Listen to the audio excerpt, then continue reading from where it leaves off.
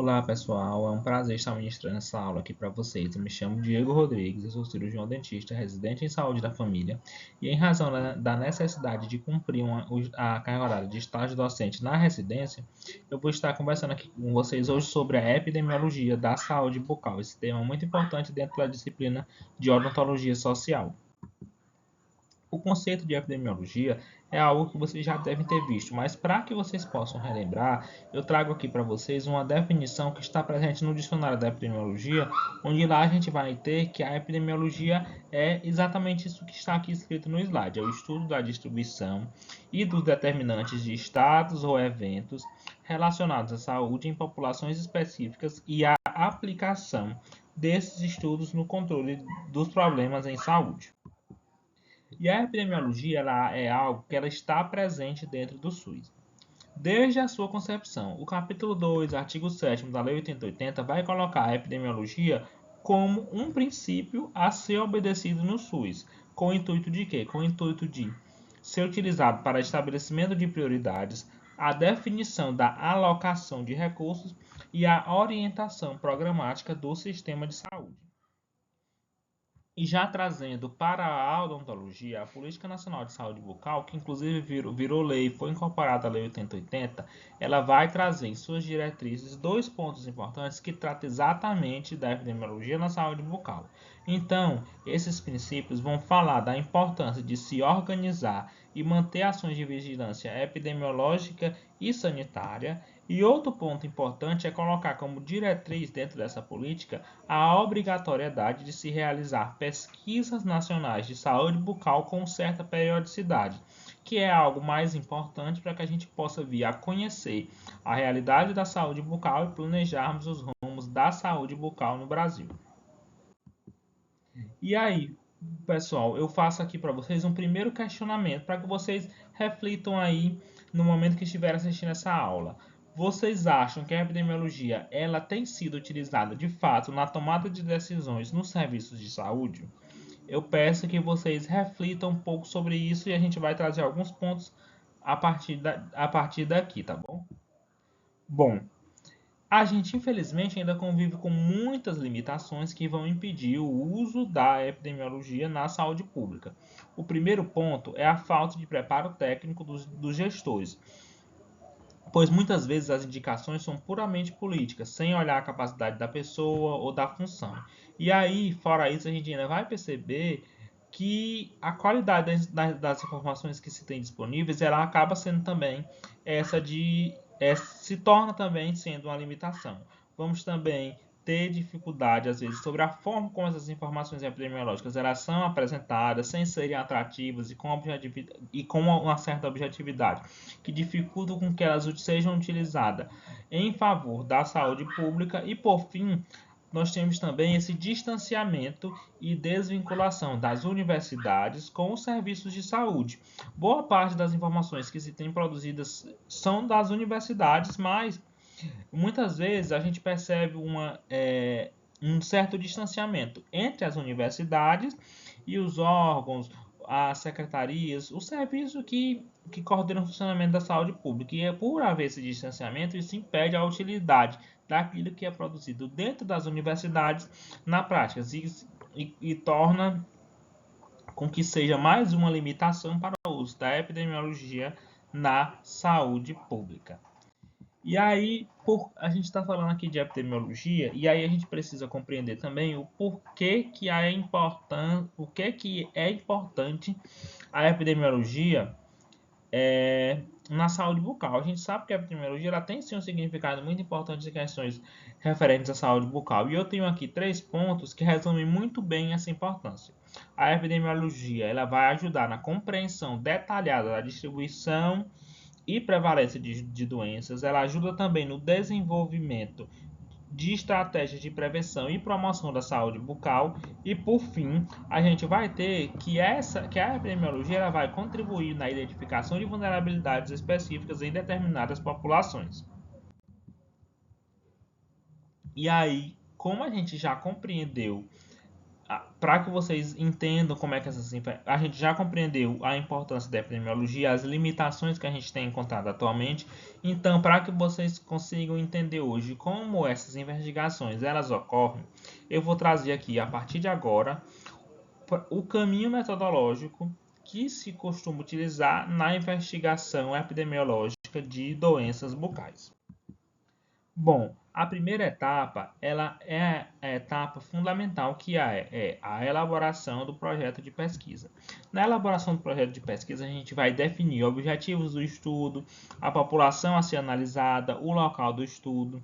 A gente vai definir também uma metodologia para esse estudo. A gente vai elaborar um cronograma que vai estabelecer em quais períodos do ano a gente vai conduzir aquela nossa atividade, e a gente vai fazer também um orçamento, porque querendo ou não, eventualmente esses estudos eles vão exigir um gasto financeiro. Então é preciso que a gente elabore esse cronograma, esse orçamento, para que a gente possa ter uma noção detalhada dos custos e do período que essa pesquisa ela vai precisar ser desenvolvida. E aí a segunda etapa é a seleção amostral. E o que é que vem a ser uma amostra? A amostra é um subconjunto da população que vai representar o todo. Essa amostra ela pode ser probabilística ou uma amostra não probabilística, sendo que as amostras probabilísticas podem ser de 4 tipos. Não é de interesse dessa aula hoje explicar com detalhes esses tipos de amostra. Eu vou só pontuar rapidamente como é que cada uma se organiza. Na amostra aleatória simples, o pesquisador ele vai selecionar ao acaso pessoas para constituir uma amostra. Ele vai pegar aqui, fazer uma espécie de sorteio, selecionar ao acaso as pessoas para compor essa amostra. Na amostra aleatória estratificada, ela vai acontecer quando se tem populações que são heterogêneas. E aí, com essas populações, elas são heterogêneas, ou seja, são distintos, têm grupos distintos entre si. É preciso que a gente divida essa população em estratos, de modo que haja uma proporção igual ou semelhante em cada estrato. A amostra por conglomerados, nesse tipo de amostra, a gente divide a população em grupos específicos e depois a gente vai sortear os indivíduos dentro desses grupos, desses conglomerados. Por isso que o nome é esse. E por fim, nós temos uma amostra sistemática, que nesse tipo de amostra eu vou dar um exemplo que é mais fácil de entender. Suponhamos que a gente, por exemplo, tem uma lista ordenada de indivíduos. Então eu vou enumerar os 5 primeiros indivíduos com o número. Vamos supor, os 5 primeiros eu vou dar uma numeração para cada um de 1 a 5. 1, 2, 3, 4, 5 para os 5 primeiros. Aí eu vou selecionar um desses 5 para ser o primeiro da amostra. E aí essa lista que eu tenha de pessoas, eu vou escolhendo as pessoas, a cada 5 da lista eu escolho mais um, e assim eu vou escolhendo, ou seja, eu escolhi um, passa 5 pessoas na lista, eu escolho o segundo, passa mais 5, eu escolho o terceiro, e assim sendo. Então, essa daqui é só mais ou menos uma noção, mas não é o objetivo dessa aula que vocês compreendam essa questão de tipo de amostra e tudo mais. Então, é mais para que vocês possam entender de maneira mais geral assim. E aí, depois, se vocês quiserem compreender melhor, vocês podem estar se aprofundando, mas essa questão aqui é um assunto mais a parte de estatística, bioestatística. Nessa disciplina hoje, quando o intuito é falar de epidemiologia da saúde bucal, não é do nosso interesse que vocês tenham essa compreensão de maneira mais aprofundada, tá bom? E aí a terceira etapa, ela vem a ser a calibração dos examinadores. Que é o que é essa padronização? É a gente padronizar os examinadores que vão avaliar aquelas condições de saúde bucal na população quanto aos critérios e condições do exame. Seria, para que vocês entendam de maneira mais clara assim possível, seria fazer com que cada um deles enxergasse a mesma coisa. A gente sabe que não é algo tão fácil, mas a tentativa do processo de calibração é essa. E aí, geralmente, esse processo de calibração ele vai envolver duas fases. Inicialmente, existe uma fase teórica, onde são discutidos os critérios a ser adotados e as condições em que vai ser realizado o exame. E aí, em seguida, faz-se a parte prática, onde os examinadores eles vão realizar os exames em si E aí vai se utilizar de testes estatísticos para que a gente possa avaliar a concordância entre os examinadores. Porque o ideal, quando se faz esse processo de calibração, é que cada examinador ele possa enxergar uma coisa igual o outro está enxergando. Ou seja, o objetivo é que haja maior similaridade possível. Por exemplo, vamos procurar identificar lesões de cárie. Então, procura-se que cada examinador, vendo determinada condição, se eu vejo ali aquele tecido com aquele aspecto, eu digo que aquilo ali é uma lesão de cárie. A intenção é fazer com que todo examinador que veja o tecido ali daquele aspecto, ele possa identificar aquilo ali também como sendo uma lesão de cárie. Então esse é o objetivo dessa parte de calibração. E é uma etapa muito importante e imprescindível nesses levantamentos epidemiológicos em saúde bucal. E a quarta etapa é a preparação operacional do estudo. Nessa etapa vai ser organizado recursos humanos, instrumentos, materiais, vai ser feito reforço dos contatos. Com esse reforço de contato é com as entidades que vai ser preciso para fazer esse levantamento. Então, no caso de um levantamento de base populacional grande, que vai se avaliar, por exemplo, o país como um todo, é reforçado o contato com a Secretaria de Saúde do Estado, dos municípios, é verificado as condições e os locais do exame e também geralmente se faz um estudo piloto, que esse estudo piloto nada mais é do que um estudo como se fosse uma espécie de teste, para saber se as condições que foram ali planejadas e colocadas, elas estão funcionando da maneira que se buscava que ela viesse a funcionar, e se por acaso for necessária fazer alguma adaptação, alguma alteração, é nessa fase, depois do estudo piloto, que a gente pode estar fazendo, porque quando o estudo começa a ser executado de maneira propriamente dita, a gente já não pode estar fazendo mais alteração de nenhum aspecto nem nada. Então, para isso que é muito importante que a gente faça também esse estudo piloto. E aí nós temos a quinta etapa, que é coleta, interpretação de dados e escrita das publicações. Essa é uma etapa que ela vai ser conduzida com a supervisão do coordenador, ela vai ser feita com a utilização de planilhas e programas para registros, vai ser realizada uma análise estatística e também vai ser gerada informações em saúde sobre aquelas condições que o estudo, porventura, tiver vindo a procurar saber. E agora, como a gente está falando de epidemiologia, eu já trouxe aqui alguns aspectos que são importantes. A gente vai falar um pouco sobre levantamentos epidemiológicos em saúde bucal no Brasil. A gente vai tentar compreender como é que esses levantamentos epidemiológicos eles têm sido feitos ao longo do tempo, qual tem sido a sua utilidade. A gente vai, no final disso, chegar no último grande levantamento epidemiológico que foi feito, que trouxe alguns resultados importantes sobre a condição de saúde bucal da população brasileira. Mas, como eu falei que a nossa intenção é trazer para vocês aqui um percurso, eu trago aqui para vocês um pouco do aspecto histórico sobre esses levantamentos em saúde bucal no Brasil. Em 1950, já se tinha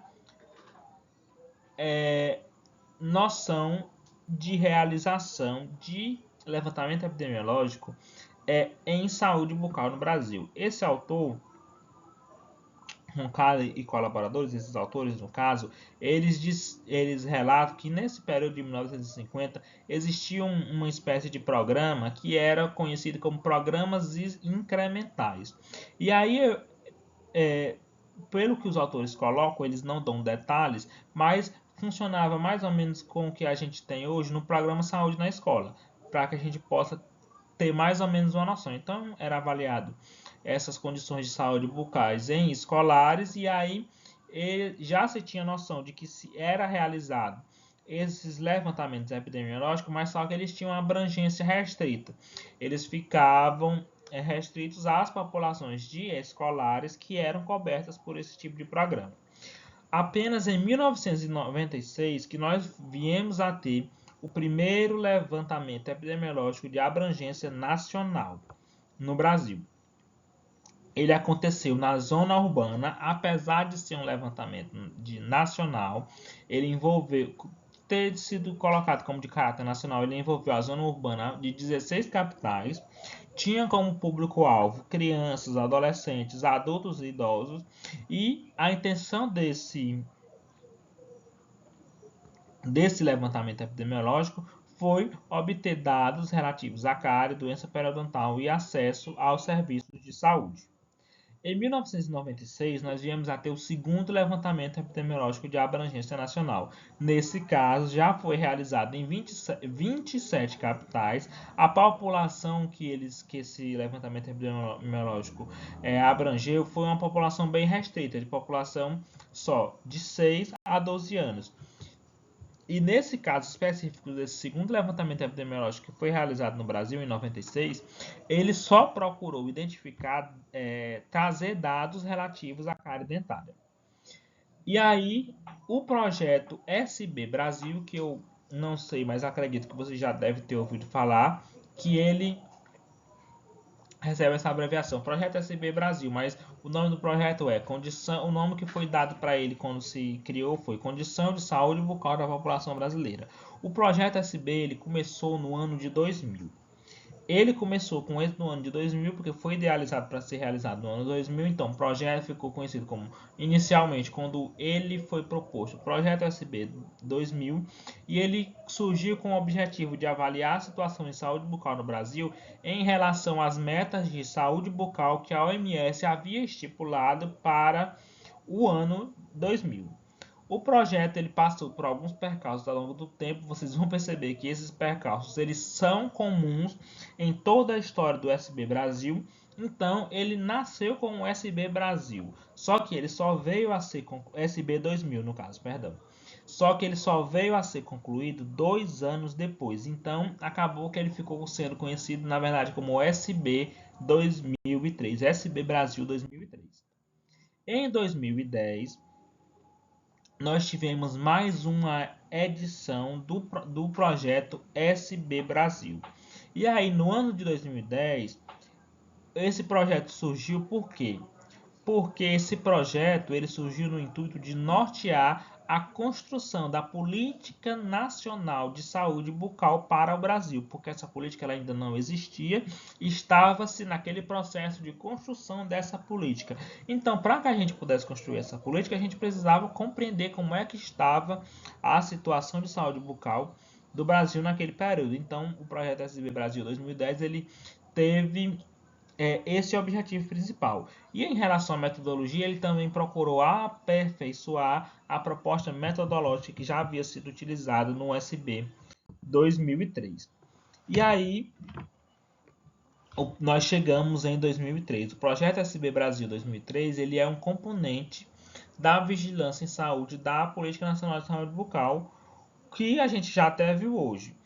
E aí ele deu continuidade a essa série histórica que a gente viu que começou lá em 2000, projeto SB 2000, que eu acabei de comentar aqui para vocês. Esse projeto ele também passou por alguns percalços durante o seu desenvolvimento. Vocês vão já entender esse contexto histórico, todo o contexto que esteve associado, porque teve o contexto da pandemia, teve o contexto da mudança política em nosso país. Então, esse projeto vocês vão já entender que ele foi finalizado como SB Brasil 2023, mas na verdade ele não nasceu com essa proposta de ser SB Brasil 2023. Bom, e aí qual que foi o objetivo do projeto SB Brasil 2023? O objetivo básico seria avaliar o perfil epidemiológico da saúde bucal na população brasileira. O objetivo bem geral assim, como é que vocês para que vocês podem compreender dessa forma. E aí esse último SB Brasil, eu já até comentei, ele teve muitos percalços ao longo do tempo. Então a gente precisa entender um pouco do contexto que está lá no relatório, esse contexto, esse gráfico, esse fluxograma, ele está lá No relatório final do SB Brasil, que foi divulgado no final do ano passado, eu peguei aqui para vocês, coloquei a fonte, a referência está até no final dessa aula de hoje, vai ficar disponível para vocês. Eu também vou deixar esse material disponível para vocês, como vocês vão ver lá no final. E aí, esses projetos são projetos que são longos, para você ter noção. Um projeto que busca avaliar a condição de saúde bucal do país como um todo, ele não começa da noite para o dia. E aí, esse projeto, ele começou com o nome SB Brasil 2020. Só que ele passou por diversas dificuldades em relação à coleta de dados por contextos distintos, e aí ele só veio a ser finalizado na verdade, ele só foi finalizado, o relatório final só foi entregue em 2024, mas aí acabou a coleta de dados aconteceu ali por volta de 2023, então ficou sendo conhecido como SB Brasil 2023. E aí, como eu estava falando aqui para vocês, são projetos que são demandam tempo, demandam uma organização enorme, eles demandam o envolvimento de muita gente. Então, em 2017, começou o contato inicial entre o Ministério da Saúde e a Universidade Federal de Minas Gerais, que foi responsável por conduzir esse projeto de maneira metodológica. Então, em 2017, foi feito o primeiro contato para que pudesse se dar início à concepção desse projeto. E aí, em 2018, começou o projeto inicial para obtenção de recurso, e aí já houve, aqui vocês vão perceber, o reinício de uma discussão, porque ela foi interrompida porque houve troca na Coordenação Geral de Saúde Bucal do Brasil, e aí em 2019 foi divulgado oficial, foi feita a divulgação oficial que seria que seria realizado o projeto. Então passou por reuniões, consulta pública sobre o projeto. Projetos desse tipo, eles passam por consultas públicas para que a população também possa opinar sobre a realização do projeto. Em 2020 ele foi submetido ao Comitê de Ética da Universidade Federal de Minas Gerais, que era responsável por estar conduzindo o projeto. Foi feita a criação de software para a calibração. A gente viu que a calibração é uma etapa muito importante desses levantamentos epidemiológicos, então foi feito em 2020. Foi feita também a confecção do material para o treinamento dos examinadores e das pessoas, né, que iam participar do processo de calibração, que era no caso de fato as pessoas que iam fazer os exames. E aí essa pesquisa ela teve um problema no meio dela que atrapalhou a vida do Brasil como um todo, e com o SB Brasil nós não poderia deixar de ser diferente. Então a gente teve a pesquisa paralisada em 2020 por conta da pandemia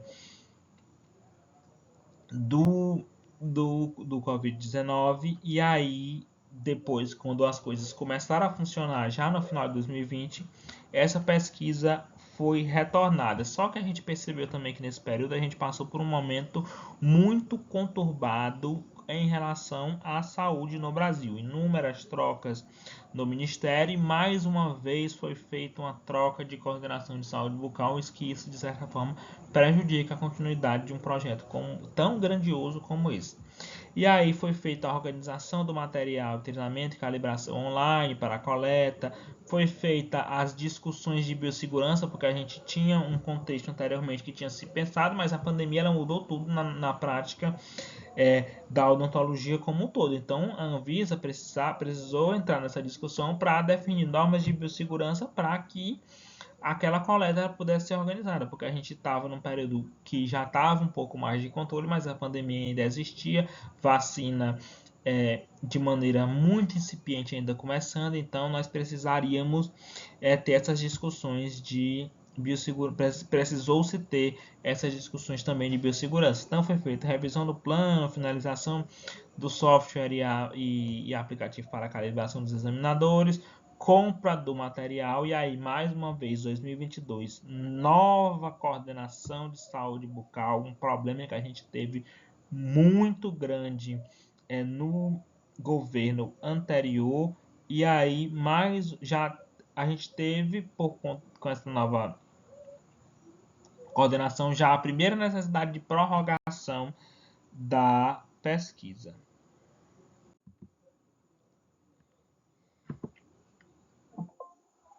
E aí a gente continua aqui trazendo a continuidade, eu falei até na verdade no slide anterior, eu achei que aqui foi um erro deles, porque eles tinham colocado ali 2022, mas eu acho que aquilo ali ainda era 2021, aquela nova troca de coordenação. E aí nós tivemos o ano de 2021 iniciado com a organização do trabalho e treinamento das referências regionais, porque cada região tinha uma referência para que ficava encarregada de ser tipo um guia do projeto para que as pessoas daquela região pudessem, se precisasse se reportar a alguma pessoa, ter aquela referência regional para poder se reportar. E aí foram feitas reuniões com os coordenadores de estaduais de saúde bucal para que eles pudessem dar as orientações aos municípios. Foi feita a separação do material e do dispositivo móvel de coleta do IBGE, porque o projeto SB Brasil, eu não sei se vocês sabem, mas ele utiliza aquele mesmo aparelhozinho que o pessoal que faz o censo, que a gente teve recentemente, eles usam o mesmo aparelhozinho, o dispositivo móvel de coleta, para registrar os dados. Então foi feita essa separação e envio. Foi feito aquele estudo piloto, como eu falei lá anteriormente, as etapas para que se realize esses levantamentos epidemiológicos. Eu não falei que tem um estudo piloto, então o estudo piloto do SB Brasil ele foi feito em Belo Horizonte. E aí, depois do estudo piloto, como eu citei para vocês, esse estudo piloto ele existe para que, se for necessário algumas alterações elas serem feitas. Então foram feitas adequações no projeto, foi feita novas reuniões com coordenadores estaduais, Conselho Nacional de Secretários de Saúde, Conselho Nacional de Secretários Municipais de Saúde, Conselho Federal de Odontologia, treinamento das equipes de campo. E aí em 2022 se iniciou a coleta de dados. E aí em 2023 assumiu um novo governo no Brasil. Como assumiu-se um novo governo no Brasil, tivemos o período ali de troca de ministro, mais uma vez, agora um novo governo. E aí foi feita mais a coordenação de saúde bucal passou por uma troca também, obviamente. E aí nós tivemos com a nova coordenação de saúde bucal a prorrogação do prazo da pesquisa de dezembro de 2023 para dezembro de 2024. E aí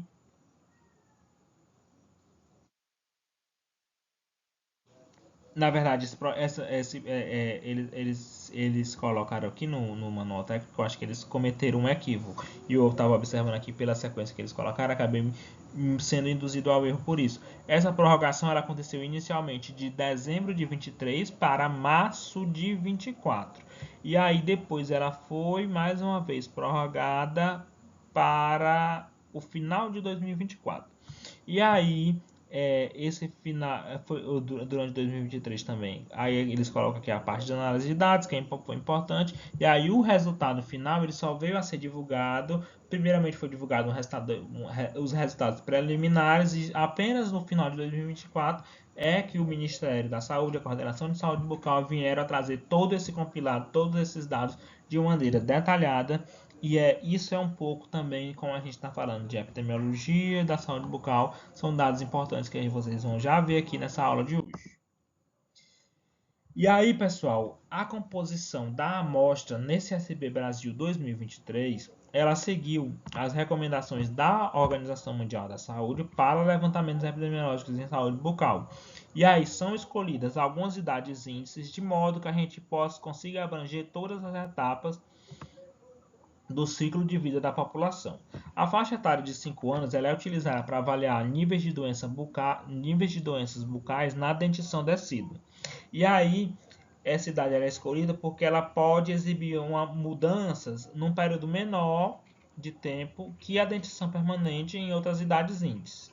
E além disso, ela é utilizada internacionalmente para verificar condições de cárie em dentes descidos. Então, se é algo que já é utilizado internacionalmente nos estudos que se busca avaliar cárie dentária em dentes descidos, então é a idade índice que foi se utilizada para avaliar as condições de cárie na dentição decida. A idade de 12 anos ela também é importante, pois é uma idade onde se faz um monitoramento global nas comparações a nível internacional, ou seja, comparar os dados do Brasil com dados de outros países, e também para que a gente possa acompanhar as tendências da doença.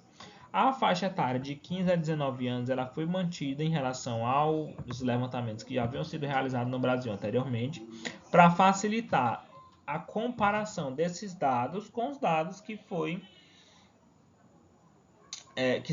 que a gente teve nos projetos de levantamento epidemiológico que se teve anteriormente. Além disso, ela também é uma faixa importante para que a gente consiga avaliar a condição periodontal em adolescentes segundo o que a OMS estabelece. A faixa etária de 35 a 44 anos é um grupo etário padrão para se avaliar a condição de saúde bucal em adultos. Então, quando os estudos, de maneira geral, querem avaliar as condições de saúde bucal em adultos, e eles costumam utilizar essa faixa etária de 35 a 44 anos. E, por fim, a faixa etária de 65 a 74 anos é importante devido a mudanças na distribuição etária e no aumento da expectativa de vida que a gente tem observado em vários países, inclusive no Brasil. Então, procurou-se utilizar essas idades índices. Então, quando a coleta foi feita, procurava-se pessoas que tivessem dentro dessas condições de faixa etária para que pudesse fazer essa avaliação em cada período da vida da população brasileira. E aqui nós vamos ter as condições clínicas avaliadas em cada faixa etária. Para os 5 anos, foi verificada condições relacionadas à cárie, de coroa, o índice PUFA, que esse índice a gente vai já ver o que ele é de maneira mais detalhada, mas só que ele busca avaliar as consequências da cárie não tratada. E também foi avaliada a necessidade de tratamento, condição de oclusão e a urgência daquele tratamento que aquela pessoa necessitava. Aos 12 anos, acrescentou-se, além dos outros que eu falei, a verificação de traumatismo dentário. Vocês estão percebendo aqui, ó, no gráfico, o que foi avaliado para cada faixa etária é esse que está pintado de um azul um pouquinho mais escuro. E aí, aos 12 anos também foi avaliado a condição periodontal por esse índice aqui, o CPI, que eu vou já também explicar o que esse índice significa, o que é que ele vem avaliar. A partir dessa faixa etária de 15 a 19 anos, passou-se a verificar também a necessidade e a utilização de prótese, que são verificadas também nas demais faixas etárias. E aí as únicas sutis diferenças que a gente vai ter e que a tabela mostra é que, dependendo da idade, os critérios de verificar a oclusão mudam. E também só foi avaliada uma oclusão em crianças e adolescentes. E também a condição periodontal, porque a partir da faixa etária dos adultos, ela é acrescentada desse outro índice aqui, ó, que é o perda de inserção periodontal. Mas só que tudo isso que eu estou falando para vocês, esses métodos de avaliação, eu vou explicar aqui logo em seguida. E é até importante eu falar disso, porque a gente está falando de SB Brasil agora, só que esses critérios que são adotados no SB Brasil são critérios padrões da OMS para levantamentos epidemiológicos em saúde bucal. Então, todos esses critérios que são adotados aqui, quando qualquer outro país for realizar um levantamento epidemiológico parecido com esse que se faz aqui no Brasil com o SB Brasil, vocês vão perceber, vocês vão ter noção que os resultados mostrados são esses mesmos índices aqui. Então, como a gente está falando de epidemiologia da saúde bucal, é muito importante para que vocês compreendam de que forma essas condições de saúde bucal elas conseguem ser avaliadas de maneira epidemiológica para que sejam registrados dados epidemiológicos. Então, por isso que, para além de falar para vocês o que é o SB, por que ele existe, trazer os resultados, o que é que o último SB traz sobre a saúde bucal da população brasileira, é importante que vocês compreendam também como é que esses índices funcionam, porque são índices padrões da OMS. Então, qualquer estudo epidemiológico que vocês forem ler, vocês forem estudar, quando vocês verem lá índice PUFA, perda de inserção periodontal, vocês vão entender, para além de ver aquele resultado, entender com a condição de uma certa região é melhor ou pior, vocês vão conseguir entender o que é que aquele resultado de fato significa, porque vocês entendem como é que aquele cálculo, aquela precisão daquela condição ela é feita. E aí nós vamos lá, né? Para a cárie dentária, nós vamos ter o índice CEOD na dentição descida, que nada mais é que uma contabilização do número de dentes que estão cariados, perdidos em razão da cárie e obturados, que na verdade seria dente restaurado, né? Mas só que utiliza essa nomenclatura, cariados, perdidos, obturados. Na dentição permanente, muda essa denominação. Ao invés da gente falar de CEOD, a gente fala de CPOD, com todas as letras maiúsculas. E a forma que é feita também é da mesma forma do CAOD, o número de dentes cariados, perdidos e obturados daquela pessoa. As consequências da lesão de cárie não tratada, elas são avaliadas pelo índice PUFA. E entre os dentes descidos e permanentes só vai mudar a grafia, porque para dente permanente a gente usa PUFA com as letras todas maiúsculas. Para dente descido a gente usa PUFA com as letras minúsculas. E também em relação à cárie dentária, foi avaliado também aquela necessidade de tratamento daquelas pessoas que foram. E aí, pessoal, para que a gente possa entender lá na hora como é que era feito o exame, nós tínhamos o índice PUFA para avaliar as consequências clínicas da cárie dentária. E aí, nesse índice, a gente avalia com a letra. Então, se a gente não encontrasse nenhuma consequência clínica da cárie dentária, a gente colocava lá o índice 0. Cada condição encontrava, a gente colocava uma letra dessa sigla, PUFA. Então, quando a gente verificava o envolvimento pulpar, a gente colocava a letra P. Colocava-se a letra P. P maiúsculo no caso de dente permanente, P minúsculo no caso de dente descido. Para ulceração na gengiva, para além desse envolvimento, você já percebia que sim, essa ulceração, essa gengiva aqui inflamada, você colocava o índice U.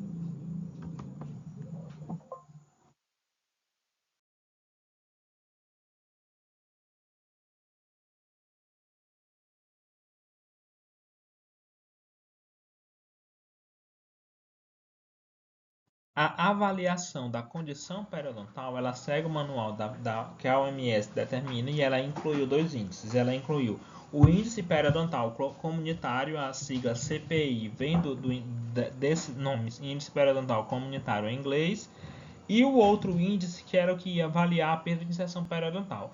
A avaliação ela é feita com a sonda da OMS, que é diferente da sonda periodontal normal, porque ela tem essa bolinha na ponta. E também tem essas marcações aqui, que cada marcação, cada marcaçãozinha é uma altura diferente. Então a bolinha 0,5 milímetro, a primeira marcação 3,5, aí a segunda marcação 5,5, a terceira 8,5 e a quarta 11,5, porque ela de meio ela pula para 3,5. Aí de 3,5 para 5,5 aumenta 2, aí nas duas seguintes aumenta 3. E aí essa avaliação ela é feita com a sonda da OMS, eu já falei, diferente da sonda periodontal, e ela é feita por sextante. Então, para cada sextante nós temos os dentes índices, que são os dentes que a gente avalia. E aí os dentes índices, eles estão aqui na figura e a gente avalia eles de maneira normal, igual ao exame periodontal. Então a gente avalia vestibular, avalia a lingual ou a palatina em 3 pontos distintos. Então, para esse sextante aqui, que a gente costuma chamar S1, a gente avaliava ou os dentes ou 17 ou 16. Para o sextante S2, o dente 11. Para o S3, o dente 26 ou 27. Para o S4, 36 ou 37. S5, 31. E o último sextante, dente 46 ou 47. São os dentes índices para a gente avaliar cada sextante. E aí, esse índice o índice CPI, que é o índice periodontal comunitário, ele vai avaliar a condição periodontal quanto à presença de sangramento, cálculo ou bolsa periodontal. E o índice de perda de inserção periodontal, ele vai avaliar as consequências da lesão periodontal ao longo do tempo. Então, ele vai avaliar o nível mesmo de perda de inserção, ou seja, até tantos milímetros, até tem as faixas de perda, e aí ele vai avaliar essas consequências da lesão periodontal ao longo do tempo. Por isso que vocês vão ver que o índice de perda de inserção periodontal, até citei ali anteriormente, ele só é é utilizado para avaliar a partir de determinada faixa etária. Ele não é utilizado, por exemplo, ali nos adolescentes de 15 a 19 anos, que isso é avaliado a condição periodontal neles, sim, mas só pelo índice periodontal comunitário, até porque estão ali num período inicial, não tem como a gente avaliar essa consequências da lesão periodontal ao longo do tempo. E aí nós temos o índice periodontal comunitário com as condições avaliadas e os códigos que eram registrados lá. Então, a gente se colocava, né? Código 0 para ausência de sangramento, cálculo ou bolsa. Código 1 para a presença de sangramento. E aí, código 2, a gente se colocava lá, né? Para a presença de cálculo. Código 3 para a bolsa de 4 a 5 milímetros. E código 4 para bolsas de 6 ou mais milímetros. Para os 12 anos, não era feito registro de bolsa devido à baixa prevalência de doença periodontal nessa idade e além do risco de se ter um falso positivo em função do período ali de erupção dos dentes permanentes. Então, não era para essa faixa etária específica, essa presença de bolsa ela não foi avaliada. Bom, já o índice periodontal comunitário, como eu já falei, ele avalia o acúmulo da doença periodontal destrutiva ao longo da vida, sendo recomendada para a população adulta e idosa, ou seja, 35 a 44 anos e 65 a 74 anos, né, que são essa faixa etária de adulto e de idoso no USB. E a medida da perda de seção periodontal é registrada a partir da distância entre a junção cemento-esmalte até o fundo de sulco ou da bolsa. E os registros são feitos assim. Então, nós temos também os códigos, né? Nós temos código 0 para perda de inserção entre 0 e 3 milímetros, código 1 perda entre 4 e 5, código 2 perda entre 6 e 8 milímetros. Para perda de inserção entre 9 e 11 milímetros, código 3, para código 4 para perda de mais de 12 milímetros. E aí, até ali assim, eu acho que eu não citei anteriormente, mas nós temos também um código 9, vale a mesma coisa. Esse código 9 para essas condições periodontais, que é quando a gente tem naquele sextante menos de 2 dentes sem que esteja indicada a extração. Ou seja, quando a gente tem menos de 2 dentes, ou seja, sem que seja indicada a extração, então não se faz a avaliação. Então coloca-se ali aquele código 9 que o sextante ele é excluído, ou seja, ele não é avaliado. E aí nos resultados vai aparecer esse sextante excluído lá, que significa que naquele sextante como um todo, viu? Eu não estou falando de dente índice. Ele tinha menos de 2 dentes, então não existe, mesmo que esse único dente que tivesse fosse o dente índice, o dente considerado índice, já não era mais avaliado. E aí vocês vão ver lá que quando a gente for ver esse sextante excluído com o código 9 nos dados de doença periodontal, eles vão também ilustrar um pouco dessa questão da perda dentária. E aí são feitas todas essas avaliações, né? Eu estava aqui explicando para vocês da condição periodontal. E aí, para que vocês possam entender, geralmente é colocado lá a pior condição presente naquele indivíduo, entendeu? Ou seja, lá na condição periodontal, para cada pessoa vai ser avaliada a condição periodontal como um todo, ou seja, ele vai avaliar todos os restantes e para aqueles indivíduos vai ser registrada dentre tudo aquilo que foi avaliado, vai ser registrada para ele a pior condição encontrada. Da mesma forma para um dente específico do sextante. Por mais que você veja lá mais de uma condição, vai ser registrada a pior condição encontrada. Não se registra duas coisas para a mesma pessoa, nem duas coisas para o mesmo dente. E aí, outra coisa importante a registrar é que o último manual da Organização Mundial da Saúde, ele preconizou a avaliação não só em dentes índices, mas ele preconizou a avaliação em todos os dentes. Só que o SB Brasil 2023 ele manteve essa avaliação de dente índice porque preferiu seguir a metodologia que já tinha sido realizada, já tinha sido utilizada no último SB Brasil. E aí a avaliação de oclusão, já partindo aqui para essa avaliação de oclusão, ela é particularmente difícil devido à existência de diversos tipos de índice para que se faça essa avaliação de de oclusão. Mas foi importante avaliar esses dados de oclusão nesse SB até para a manutenção da série histórica de dados referente às condições de oclusão da população brasileira. Um dos índices utilizados é esse índice aqui, Índice de Estética Dental, o DAI. O DAI ele é uma combinação de medidas avaliadas em 3 dimensões. Vai ser avaliado na dimensão de dentição, de espaço e da oclusão, ou seja, encaixe dos dentes propriamente dito.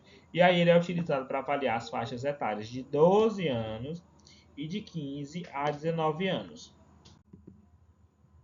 Aqui nesse quadro, está um pouco pequeno, mas eu vou tentar traduzir para vocês. Mas eu acho que quando for disponibilizada a aula para vocês, vocês vão conseguir ver de maneira mais clara. Que é o resumo do que tanto é avaliado no DAI. A nível de dentição, é avaliada a condição da dentição. Então, essa condição da dentição é avaliada pelo número de dentes, ou seja, número de incisivos, caninos, premolar, ausentes, número de dentes ausentes nas arcadas, tanto superior como inferior.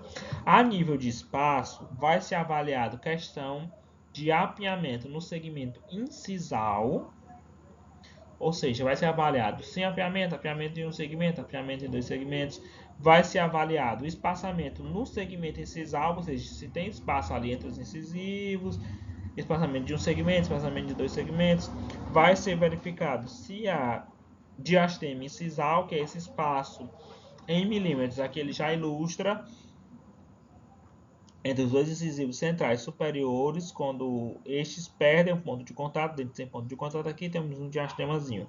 Vai ser avaliado também questão de desalinhamento anterior maxilar, que é essa medida em milímetros da maior irregularidade encontrada no alinhamento dos incisivos superiores. Ou seja, nós temos aqui um exemplo, nós temos esse dente aqui, ó, mais para fora e esse outro aqui mais para dentro. Então, esse é esse desalinhamento, essa medida que é avaliada lá a nível de espaço. E aí, a nível de oclusão, vai ser avaliada a questão de overjet, que é a medida em milímetros do overjet maxilar e mandibular. Vai ser avaliada mordida aberta, essa dimensão dessa mordida aberta é anterior em milímetros. E também vai ser avaliada a relação antero-posterior de molar. Então, são colocadas 3 cúspides, 3 códigos e avalia-se essa posição da cúspide. Se a cúspide mesovestibular do primeiro molar superior ela oclui no sulco vestibular do primeiro molar inferior, então é código 0. Se essa cúspide ela está deslocada numa distância referente à meia cúspide, tanto faz ser para anterior ou para posterior, é código 1. E se uma cúspide inteira está deslocada, seja para anterior, seja para posterior, é código 2. Para avaliação na dentição decídua, nós vamos utilizar outros critérios. Para avaliação da dentição decídua, a gente vai avaliar essa questão da relação de caninos. Então, a gente vai avaliar caninos, a posição dos caninos em classe 1, em classe 2 ou caninos em classe 3. Ou então, sem informação, quando não se consegue avaliar, porque não tem ali o canino para avaliar. É sobresaliência, que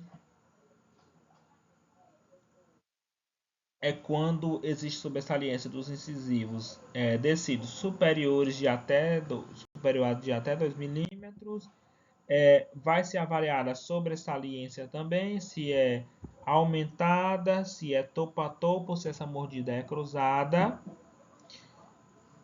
Vai ser avaliado também sobremordida, se ela é normal, se ela é reduzida, se ela é aberta. Vai ser avaliado também se ela é mordida profunda. Vai ser avaliada a mordida cruzada posterior, se ela está ausente, presente ou sem informação. E isso em relação à condição de oclusão da dentição decídua, né, que eu falei. São utilizados aqueles outros critérios ali. E aí, outras condições que foram avaliadas no SB Brasil são condições referentes a traumatismo dentário, ou seja, foi colocado um códigozinho para cada tipo de traumatismo, nenhum traumatismo, fratura tratada, fratura em esmalte e dentina, fratura com envolvimento pulpar, perda de dente por trauma, outros danos ou dente excluído, e o edentulismo, que essa condição do edentulismo ela foi avaliada tanto pelo uso como pela necessidade de próteses.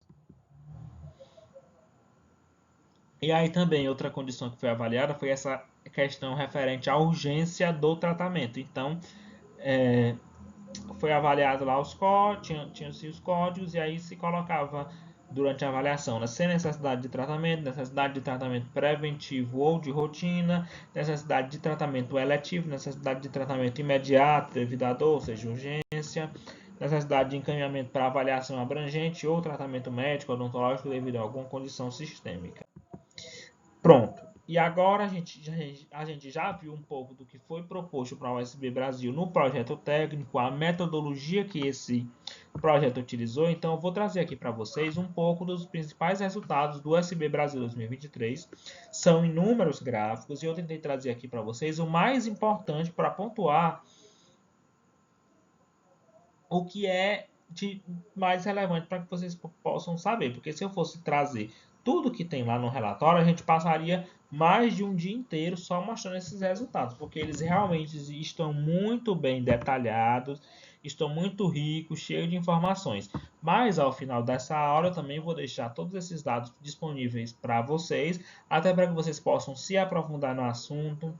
E esses resultados eu vou apresentar eles para cada faixa etária. Então vamos começar desde a faixa etária de 5 anos, crianças, dente descido, até avaliações de condições em dente descido, até chegar lá nos idosos. Então a gente vai começar a trazer esses resultados do SB Brasil 2023 aqui, para que vocês possam entender o que foi que esse relatório trouxe sobre a condição de saúde bucal da população brasileira.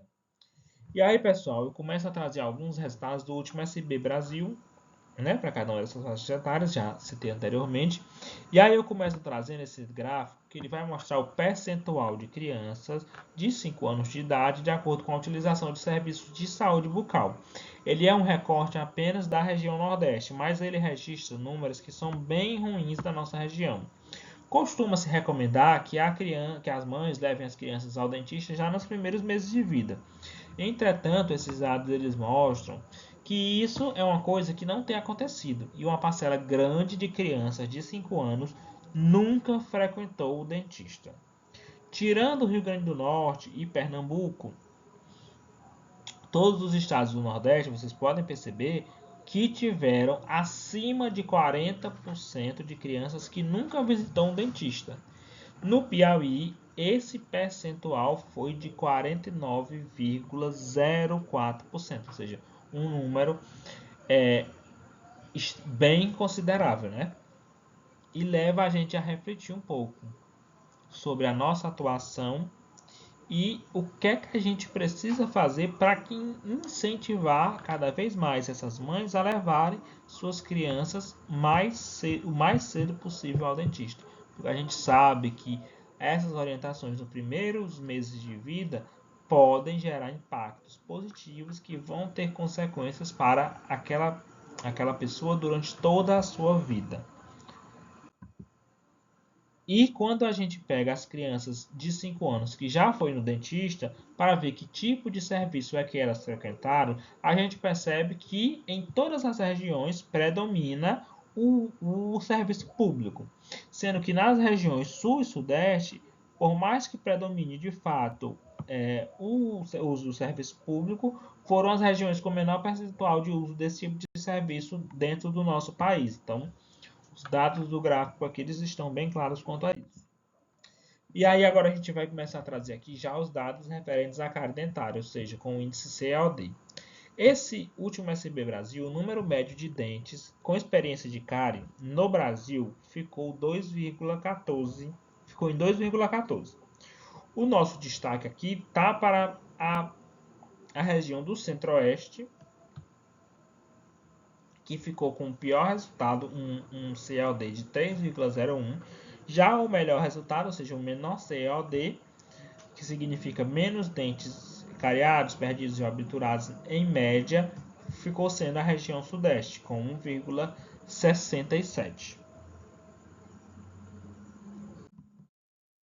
E aí, passando para esses outros gráficos, quando a gente começa a esmiuçar os dados de cada componente do CLD, nós temos que os dentes cariados, que é esse daqui em vermelho, eles predominam sobre a média dos números, sobre a média total dos números. A média de dentes cariados no Brasil foi de 1,68, dados que a gente pode perceber nesse gráfico aqui da esquerda. O que corresponde, quando a gente vai olhar em percentual dos dentes cariados dentro do CPOD, ele corresponde, esse número de dentes cariados, a gente tem aqui a média e um valor médio, ou seja, o número médio de dentes cariados dentro de todos aqueles dentes, porque a gente sabe que o CLD ele computa o número total de dentes cariados partidos e obturados. Quando a gente pega só dente cariado e faz a média, 1,68. Quando a gente pega esses dentes e vai ter um percentual daqueles dentes dentro do número do CPLD, os dentes cariados no Brasil corresponderam a 78,38% do índice. Os dentes cariados correspondem ao maior percentual no índice das regiões Norte e Nordeste, ou seja, o maior percentual de dentes cariados dentro dos componentes do CPLD ficou nas regiões Norte aqui e no Nordeste. E olhando agora para os dados dos estados, nós tivemos Goiás como o estado com a maior média do COD. Já a menor média ficou sendo de Santa Catarina. Na região Nordeste, os maiores valores de COD ficaram em Pernambuco, mas o Piauí ficou praticamente ali com o mesmo valor no índice. O melhor resultado do Nordeste foi da Paraíba, que ficou com COD 1,84. Ou seja, quando eu falo melhor resultado é porque é um COD menor, ou seja, menos dentes areados, perdidos, obturados. Então, quando a gente olha por estados, a gente tem esses dados aqui dessa forma. Então, a gente consegue perceber dentro de cada região qual estado foi qual, dentro daquela região qual estado foi melhor, qual estado foi pior e comparativamente eles com todos os estados do Brasil como um todo. E aí, olhando agora para as capitais, nós vamos ver um pouco de contraste, porque, por exemplo, Goiás teve o COD mais alto, de fato. Só que o valor da capital, Goiânia, foi o menor dentro do Centro-Oeste. Ou seja, o que mostra que essas condições piores dos dados lá do COD do Goiás como um todo se deve às piores condições nos municípios do interior do estado do Goiás. E a capital com pior COD, ou seja, com COD mais elevado, foi Boa Vista. E o menor valor foi de Fortaleza, 1,25. Embora o Piauí como um todo tenha tido um destaque negativo no COD dentro do Nordeste, a capital Teresina ficou com COD 1,41, que foi um dos menores CODs dentro da região Nordeste. Então, nós temos aqui esses dados por capital desse índice COD para crianças de 5 anos. E aí, trazendo agora os dados do percentual de crianças livres de cárie, ou seja, com CLD igual a zero, CLD igual a zero não teve nenhum dente nem cariado, nem perdido, nem obturado.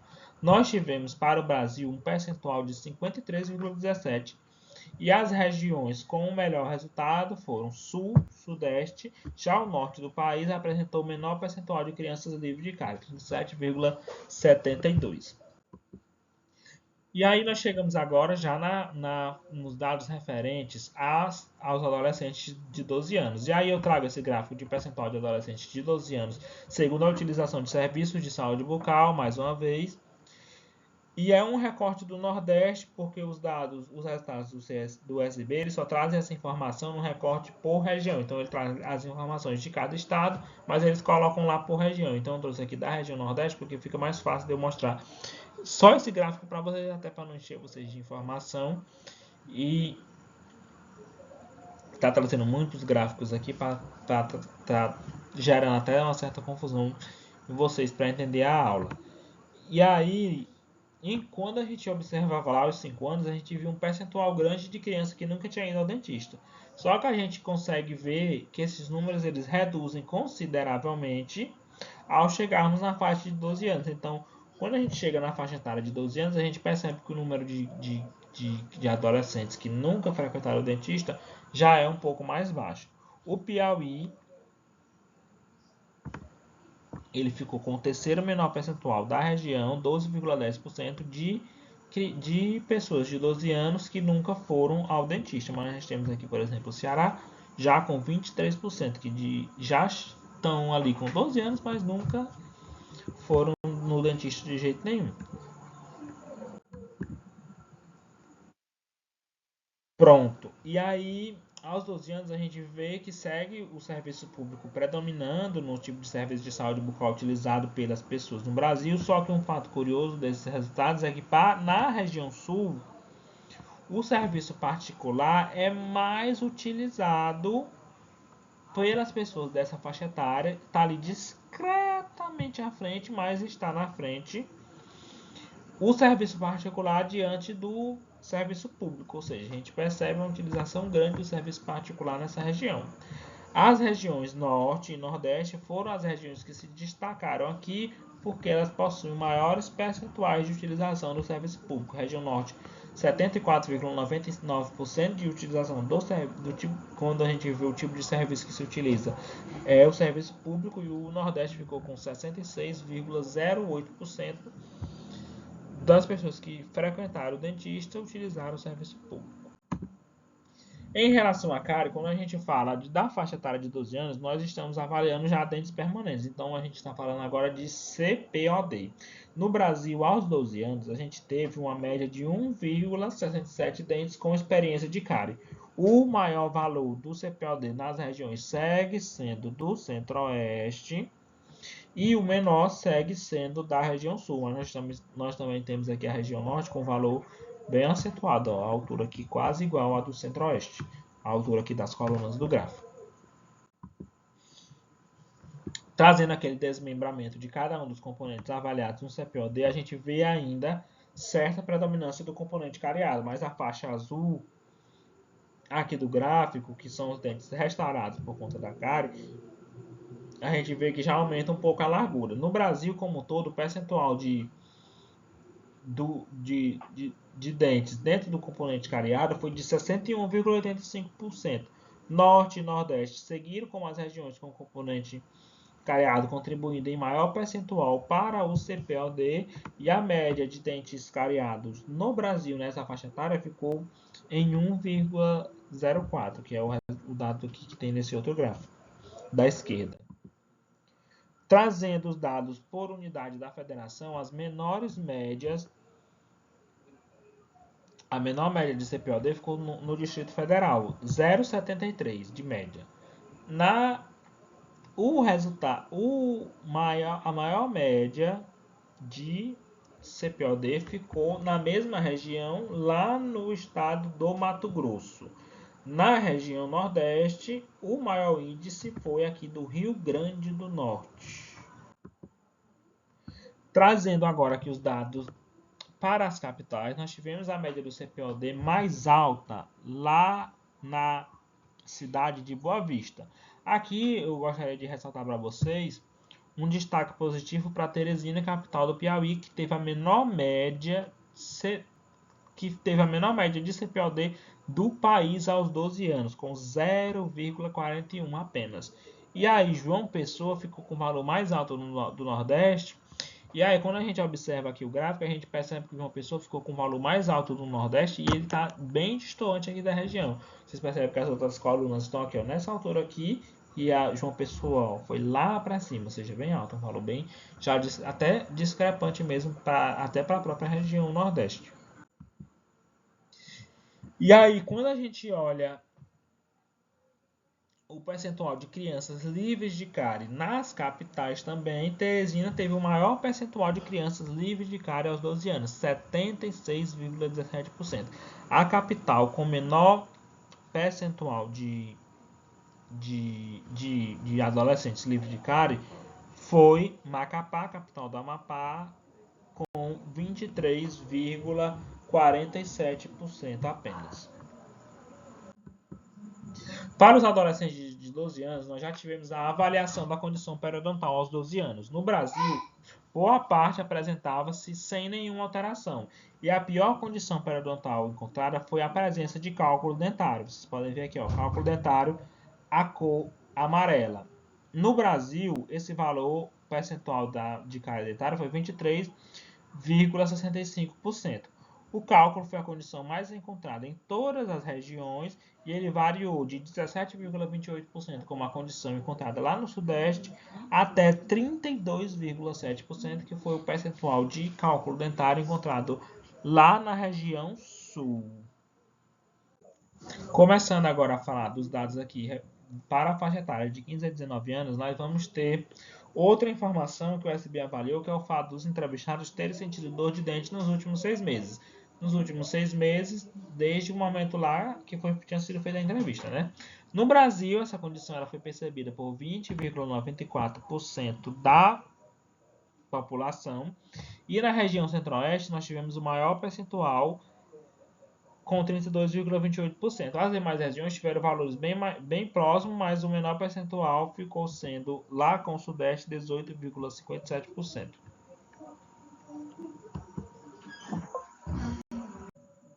Bom, a média nacional do CPOD entre 15 e 19 anos foi de 3,41. A gente já está vendo que à medida que vai avançando entre as faixas etárias, essa média ela está aumentando, né? E aí a região centro-oeste, em mais uma faixa etária, ela teve a maior média, assim como a região sul ficou com a menor média do CPOD em mais outra faixa etária. Nessa faixa etária, a gente já começa a ver as coisas mudarem um pouco quando a gente vai ver aqueles componentes do CPOD. Os componentes restaurados eles vão passar a prevalecer já no centro-oeste e na região sudeste, ou seja, a gente vê uma maior média de dente restaurado do que dente cariado.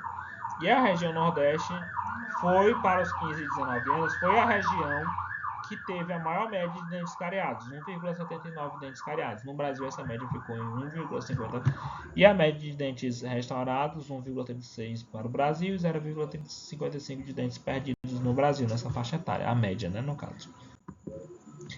Olhando agora esses dados em percentual, a gente tem que no Brasil, ou seja, a coluna aqui da direita, os dentes cariados correspondem a quase 44% do índice do CPOD, 43,98%, ou seja, quase 44% realmente. O maior percentual do componente cariado ficou no norte do país, 52,94%, o nordeste esteve bem próximo também, com 50,02%. Essa média do componente cariado, o percentual, na verdade, do componente cariado dentro do CPOD. Nos dados referentes à cárie por estado, nós vamos ter o estado do Mato Grosso com a maior média do CPOD. A menor média ficou sendo do estado de Santa Catarina, 1,54. Na região Nordeste, a maior média foi do Rio Grande do Norte e a menor média da Bahia. A terceira maior média do Nordeste ficou aqui com o nosso estado do Piauí para essa faixa de idade, ó.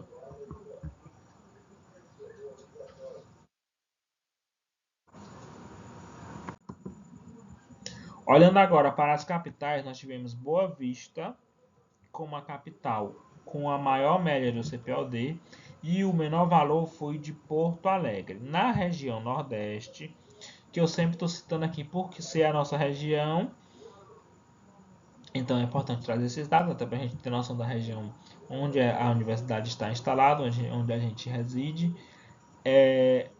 O maior CPOD foi de Maceió, e a menor média do CPOD foi de Salvador, seguido de Teresina. Ficou com a segunda menor média. Só Salvador conseguiu ficar com a média ali menorzinha no CPOD entre 15 e 19 anos. Em relação ao percentual de adolescentes nessa faixa etária de 15 a 19 anos livres de cárie, ou seja, CPOD igual a zero, considerando as capitais, nós tivemos Salvador com o maior percentual, 62,27% dos adolescentes entre 15 e 19 anos de Salvador livres de cárie. O menor percentual de adolescentes livres de cárie ficou com Porto Velho, lá na região norte, 22,65. No Nordeste, o maior percentual, obviamente, é de Salvador, que já ficou com o maior percentual quando a gente considera o Brasil todo.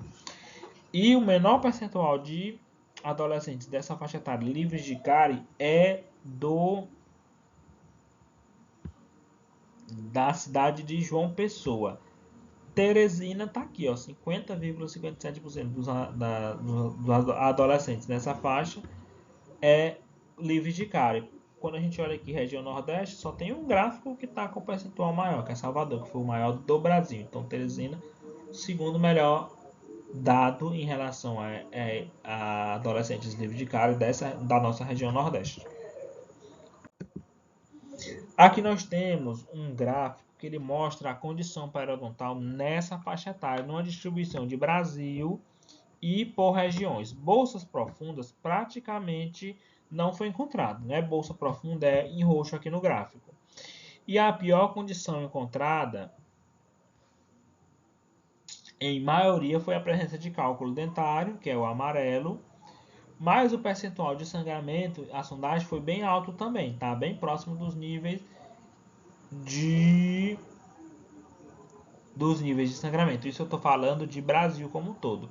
E aí eu destaco aqui que para a condição periodontal, a região sul, se vocês olharem aqui o gráfico, foi a que registrou os maiores percentuais, tanto de sangramento como de cálculo. Isso é um contraste em relação à cárie, né? Onde vocês viram que o sul ficou com os menores índices. Então, para a condição periodontal, nós já tivemos aqui o maior percentual dessas condições, sangramento, cálculo na região sul.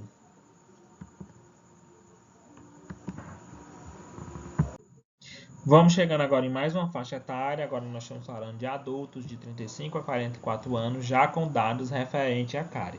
A média do CPOD no Brasil chegou a 10,70. A região centro-oeste foi a que teve a maior média de CPOD, mas a região norte ficou com um valor bem próximo, né? Norte e sudeste.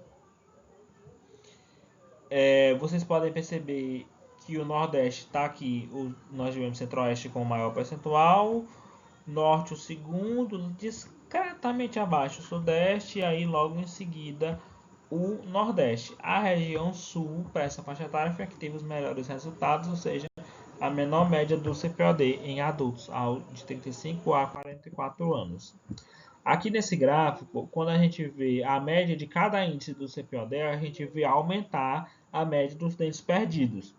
Destaco aqui a região norte, com a média bem alta de dentes perdidos, 5,29. No Brasil, essa média ficou em 3,45. Dentes perdidos, que no caso é essa parte verde aqui do gráfico, tá? Quando a gente vai para o percentual de cada componente do CPOD, a gente tem no Brasil os dentes restaurados correspondendo a metade do índice praticamente, 50,11%. Destaque para os dentes perdidos, que ficou com maior percentual na região norte, ou seja, 47% das pessoas lá na região norte, o componente perdido já correspondeu a 47% lá dentro do CPOD, daquela região especificamente. Olhando os dados do CPOD por estado, a maior média ficou com Rondônia, 13,39, e a menor média ficou com Maranhão, 7,07. No estado, na região Nordeste, o estado do Ceará foi o que teve a maior média do CPOD para essa faixa etária de adultos. Olhando para as capitais, a gente vai ver Porto Velho, que é a capital do estado com o maior CPOD nessa faixa etária, também ficou com a maior média do CPOD, e a menor média é de Porto Alegre, lá na região sul do Brasil. No Nordeste, o maior CPOD ele é de Recife, capital de Pernambuco, e o menor é de Aracaju. O menor CPOD médio é lá na cidade de Aracaju. O percentual de indivíduos livres de cárie quando chega na fase adulta já é bem pequeno, sendo que é só 5,20% no Brasil. Vocês podem ver que as colunas elas estão todas em alturas bem próximas. E o menor percentual é da região sudeste, só 4,23%. Já o maior percentual de adultos livres de cárie ficou na região nordeste com 6,56%.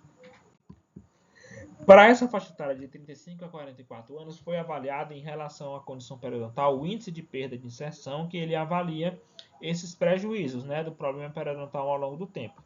A gente percebe que no Brasil e nas regiões predomina a perda de inserção entre 0 e 3 milímetros, que é essa parte aqui mais verde aqui do gráfico, né, das colunas do gráfico. Só que vocês podem ver que logo em seguida se destaca no gráfico a cor cinza, que é quando o sextante foi excluído, que é aquilo que eu expliquei quando eu estava explicando lá como é que era registrado esses índices da condição periodontal, que é quando menos de 2 dentes sem a extração indicada estão presentes. Isso vai refletir a perda dentária, que já é um pouco elevada de fato nessa faixa etária, e vocês já viram ali nos dados anteriores que eu trouxe.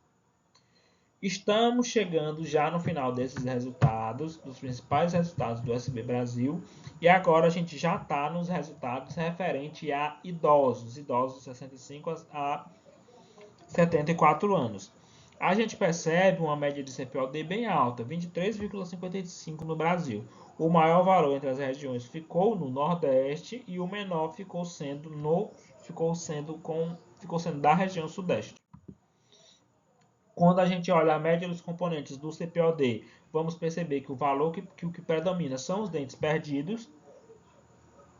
E a média de dentes perdidos no Brasil é de 19,86 dentes.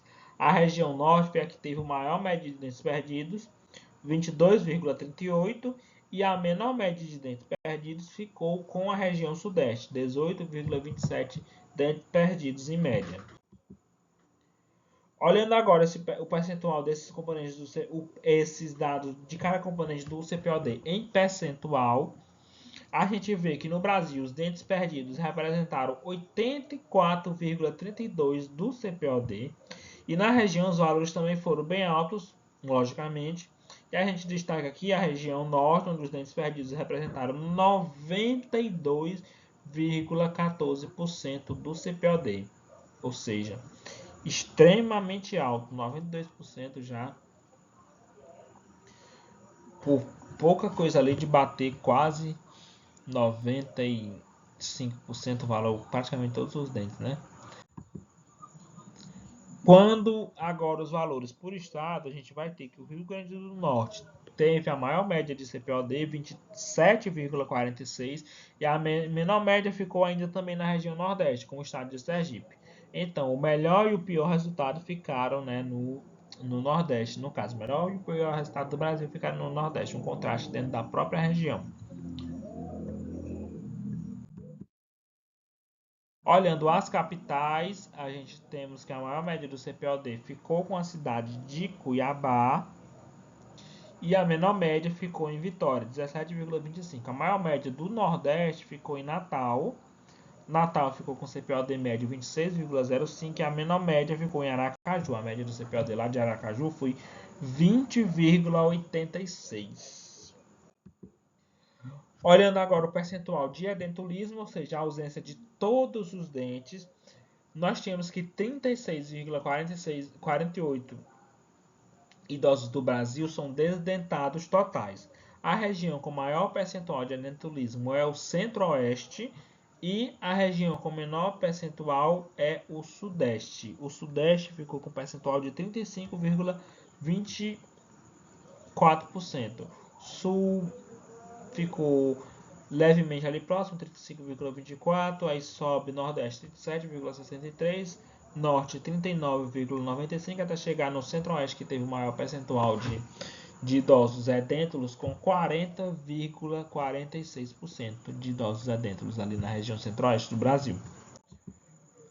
E aí, pessoal, eu trago para essa faixa etária o último gráfico, tá? Dos dados do SB Brasil, e a gente vai ver que predomina como a pior condição encontrada, quando a gente avalia lá a condição periodontal, o sextante excluído, que, como eu falei, é quando menos de 2 dentes sem extração indicada estão presentes. Isso é resultado da perda dentária, que nos idosos, vocês já viram, né, nos dados anteriores que eu trouxe, já é bastante acentuada essa perda dentária.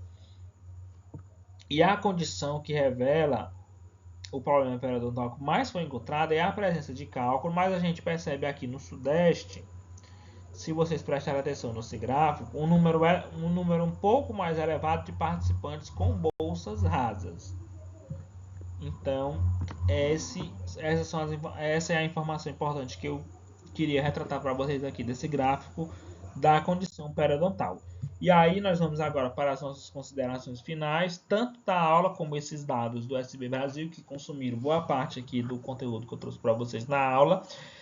E a gente percebe com esses resultados, e de modo geral, quando a gente compreende a epidemiologia das doenças bucais, é que as doenças bucais elas são condições comuns no mundo todo, isso provoca impacto na qualidade de vida, e quando a gente fala de Brasil, a gente percebe que as desigualdades regionais elas ainda estão bem presentes e elas foram sim evidenciadas por diversos desses indicadores do SB Brasil 2023. Isso, gente, revela que apesar de alguns avanços que a gente teve nas últimas décadas, a gente não pode negar isso, o nosso país ainda precisa superar algumas disparidades na distribuição de tanto de saúde como de doença. A gente percebe que essa distribuição ela não é igual no nosso país. A gente percebe que as questões socioeconômicas acabam coincidindo ali com as condições de saúde bucal. As regiões com os piores indicadores são aquelas regiões que são menos desenvolvidas economicamente. E aí outra coisa que ficou bastante evidente é que a cárie ainda é sim um problema no Brasil e tem afetado de maneira muito acentuada ainda dentes, tanto decíduos, dentes lá das crianças, como dentes permanentes também. E aí, em relação à cárie dentária, na dentição decíduos, esses dados do SB Brasil, eles trouxeram pouca mudança no CLD em relação a 2010. Esse CLD saiu de 2,8 em 2010 para apenas 2,14, ou seja, uma variação bem pequena em relação aos dados de 2023. Aos 12 anos, a maioria dos resultados mostrou uma certa melhora sim em relação a 2010 nos dados do CPOD. Ó, se vocês forem ver, o CPOD em 2010 era 2,07, caiu para 1,67. O aumento a diversos tipos de fontes de fluoretos nesses últimos anos, eles podem ajudar a explicar sim a melhora nesses resultados. Nos adolescentes de 15 a 19 anos, houve redução no CPOD em relação a 2010 de 4,25 para 3,41. Isso também pode ser explicado pelo maior acesso a fontes de fluoretos. Para os adultos, os dados anteriores, aí eu não estou mais falando aqui de CPOD, eu estou falando um dado referente à perda dentária, ele já viu evidenciado essa redução da perda dentária. Em 2013, o valor era em média ali 13,5 de média de dentes perdidos. A gente viu esse valor cair para 7,48 em 2010 e a gente chegou em 2023 com uma média de 3,45 dentes perdidos nesses resultados do USB. Isso mostra uma redução em quase que pela metade. Essa redução ela pode ser atribuída à melhoria nas condições socioeconômicas da população e também a algumas melhorias no sistema de saúde. Isso inclui mais acesso a fontes de dentifrício fluoretado e também a fluoretação das águas. Para os idosos, a gente percebe que a perda dentária ainda é um grande problema, com a prevalência de edentulismo superior à média global. Apesar disso, a gente viu o CPO dele reduzir de 23,53 em 2010 para 27,53 em 2010 para 23,55 em 2023. Para esses idosos, a gente não pode explicar essa redução pelos mesmos motivos atribuídos lá para melhorias nas condições de adultos e adolescentes, porque essas pessoas dessa idade elas não vieram a se beneficiar de medidas preventivas durante a infância e a adolescência. Mas a gente pode atribuir essa redução a mudança no modelo de saúde bucal no Brasil, com a adoção de medidas mais conservadoras, ao invés daquela odontologia mais mutiladora que a gente tinha no passado. Em relação às condições periodontais, a gente viu que ela aumenta com a idade e as formas mais graves elas vão acometer os adultos. Em relação às oclusopatias, eu até nem trouxe os gráficos para vocês, senão eu não terminava essa aula de jeito nenhum hoje. Mas a gente teve um aumento de oclusopatia muito grave em adolescentes de 12 anos em relação aos dados que a gente teve lá em 2010. A gente saiu de 6,5% de adolescentes com esses problemas de oclusopatia grave para 11,69% de adolescentes com essa condição. Isso evidencia a necessidade da gente expandir a oferta de tratamento ortodôntico no SUS. A gente sabe que é um tipo de tratamento que no SUS é bastante raro, pouquíssimas cidades eventualmente oferecem esse tipo de tratamento. Então, pessoal, nós chegamos ao fim dessa aula. Essas são as referências que eu utilizei para confeccionar esse material para vocês. Aqui vocês podem ver mais algumas das referências. Esses materiais eles podem ser utilizados como fonte sim de estudo. Eu me baseei muito nesses materiais para trazer esses dados para vocês, tanto os livros para trazer a parte mais conceitual, o projeto técnico do SB Brasil para explicar para vocês a metodologia, o relatório final para trazer para vocês esses dados. Então, eu agradeço a todos pela atenção. Foi uma aula que é muito longa, porque quando a gente fala de epidemiologia da saúde bucal, nós temos muitas informações, muitos dados a apresentar, e eu estou à disposição de vocês para qualquer dúvida, assim como a professora Bruna Verna pode esclarecer ou reportar a mim qualquer coisa.